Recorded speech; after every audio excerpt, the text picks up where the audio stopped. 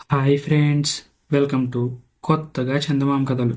ఇవాళ మనం జాతక కథల సిరీస్లో ఓర్చలేనివాడు అనే కథ చెప్పుకుందాం. పూర్వం బ్రహ్మదత్తుడు కాశీ రాజ్యాన్ని పరిపాలించే కాలంలో బోధిసత్వుడు గుత్తిలుడు అనే వైణికుడిగా జన్మించాడు. 16 సంవత్సరాల వయస్సుకే గుత్తిలుడితో సమానంగా వీణ వాయించేవాడు జంబూద్వీపంలో లేడన్న ఖ్యాతి దశ దిశలా వ్యాపించింది. అంటే వైణికుడు అంటే వీణ వాయించేవాడు అనుకోవాలి. అందుచేత కాశీరాజు అతన్ని తన ఆస్థాన వైణిక విద్వాంసుడిగా పెట్టుకున్నాడు. ఇది జరిగిన అనేక సంవత్సరాలకి కాశీ నుంచి కొందరు వర్తకులు బయలుదేరి వ్యాపారం నిమిత్తం ఉజ్జయిని నగరం వెళ్లారు. గుత్తిలుడి ధర్మమా అంటూ కాశీ రాజ్యంలో ఆబాల గోపాలానికి వీణావాద్యం మీద అత్యంత ప్రీతి. అందుచేత ఈ కాశీ వర్తకులకు వీణావాద్యం మీద మనసు పోయింది. వారు అక్కడి వర్తకులతో, మాకు వీణావాద్యం వినాలని ఉంది. ఈ ఉజ్జయినిలో ఉండే వైణికుల్లోకెల్లా గొప్పవాణ్ణి పిలిపించి వాద్యగోష్ఠి ఏర్పాటు చేయండి. ఎంత ఖర్చైనా మేము ఉమ్మడిగా భరిస్తాం అన్నారు. ఉజ్జయినిలో మూసిల్ అనే ఒక గొప్ప వైణికుడు ఉండేవాడు. అందుచేత కాశీవర్తకుల వినోదం కోసం అతని పాట కచేరీ ఏర్పాటు చేశారు. మూసిల్ వీణతో సహా వర్తకుల బసకు వచ్చాడు. వీణ తీగలు శృతి చేసి వాయించడం మొదలుపెట్టాడు. కానీ ఎంతసేపు వాయించినా కాశీ వర్తకుల ముఖాల్లో ఆనందం ఏమీ కనబడలేదు. ఇలా కాదని మధ్యమో శృతి చేసి కొన్ని పాటలు వాయించాడు. అప్పటికి వర్తకుల్లో చైతన్యం కనిపించలేదు. చివరికి మూసిల్, అయ్యా, నేనింతసేపటి నుంచి వీణ వాయిస్తున్నాను, కానీ తమకు కొంచెం కూడా ఆనందం కలిగినట్టు కనపడలేదు. నా వీణావాద్యం తమకు నచ్చలేదా అని అడిగాడు. కాశీ వర్తకులు తెల్లబోయారు. ఒకరినొకరు చూసుకున్నారు. వారిలో ఒకరు, ఏంటి, నువ్వు ఇందాకటి నుంచి వీణ వాయిస్తున్నావా? మేవింకా శృతులు సరిచేస్తున్నాం అనుకుంటున్నాం అన్నాడు. వీణ చెడిపోయింది కాబోలు, సరిగ్గా పలకక నిన్ను తిప్పలు పెడుతున్నది అనుకుంటున్నావు, క్షమించాలి, అంతకంటే మరేం లేదు అన్నాడు ఇంకొకడు. మూసిల్ ముఖం ముడుచుకున్నాడు. అయితే మీరు నాకంటే గొప్ప వైణికుడి వాద్యాన్ని విని ఉంటారు. అందుచేతనే నా వాద్యం మీకు నచ్చలేదు.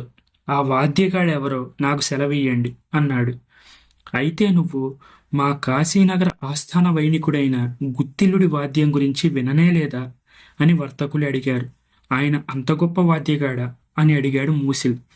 ఆయన వీణావాద్యంతో పోలిస్తే నీది అసలు వాద్యమే కాదు అన్నారు వర్తకులు.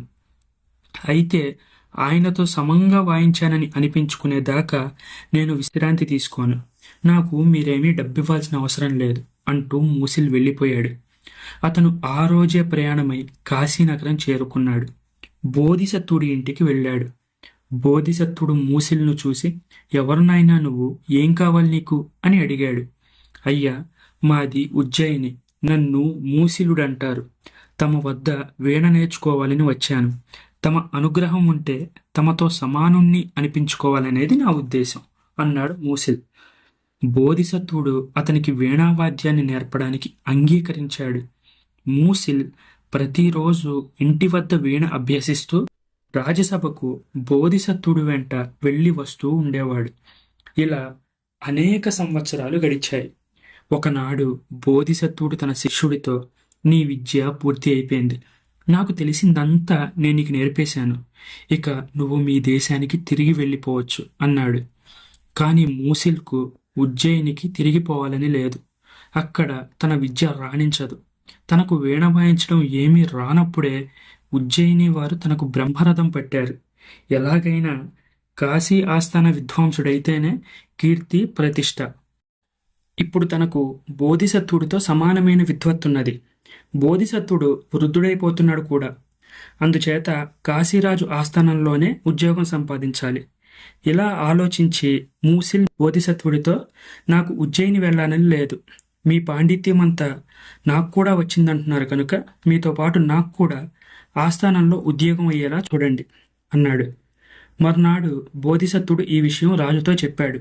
అతను నీ వద్ద చాలా కాలంగా శిష్యుడిగా ఉన్నాడు కనుక ఆస్థాన విద్వాంసుడిగా చేసుకుందాం. నీకిచ్చే జీతంలో సగం ఇస్తాను. అతనికి సమ్మతమైతే పదవి స్వీకరించవచ్చు అన్నాడు రాజు. బోధిసత్వుడు ఈ మాట చెప్పగానే మూసిల్ సంతోషించడానికి బదులు లోపల కుళ్ళాడు. తన తక్కువేమిటి, బోధిసత్వుడు ఎక్కువేమిటి, ఆయన జీతంలో తనకు సగం ఇవ్వడం ఏమిటి? మూసిల్ రాజుగారి దగ్గరకు వెళ్ళాడు. మహాప్రభు, నన్ను సగం జీతం మీద ఆస్థాన విద్వాంసుడిగా నియమిస్తామన్నారంట.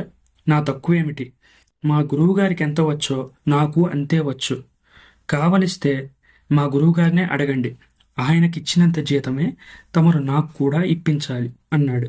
రాజుకు కోపం వచ్చింది. నువ్వు గుత్తులుడి శిష్యువని నాకు తెలుసు, కానీ ఆయనతో సమానమైన వైకునిటివని నేను ఎరగను. నువ్వు వీణ వాయించడం నేను ఎప్పుడూ చూడలేదు. కాబట్టి నీ వీణా ప్రావీణ్యం నేను ప్రత్యక్షంగా చూస్తే తప్ప అస్సలు నమ్మను అన్నాడాయన.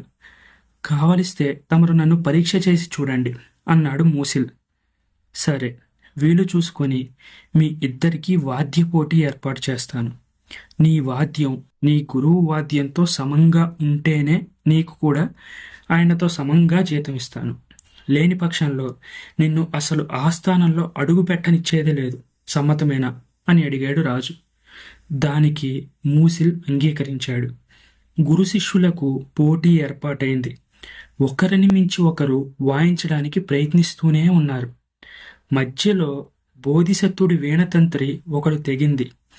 దీంతో ఆయన మిగిలిన తీగల మీదనే వాయిస్తున్నాడు. ఇది చూసిన మూసిల్ మూర్ఖంగా తన వీణతంత్రి ఒకదాన్ని ఉద్దేశపూర్వకంగా తెంపేశాడు. మరి కాసేపటికి బోధిసత్వుడి వీణతంత్రులలో మరొకటి తెగింది. మూసిల్ కూడా మరొక తంత్రి తెంపేశాడు.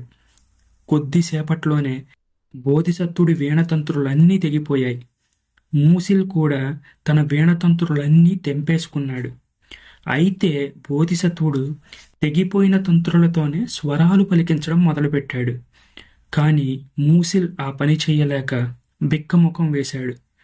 రాజుగారు బోధిసత్వుడి ప్రతిభకు హర్షించి మూసిల్ను గేలి చేశారు. మూసిల్ ఆ అవమానాన్ని భరించలేకపోయాడు.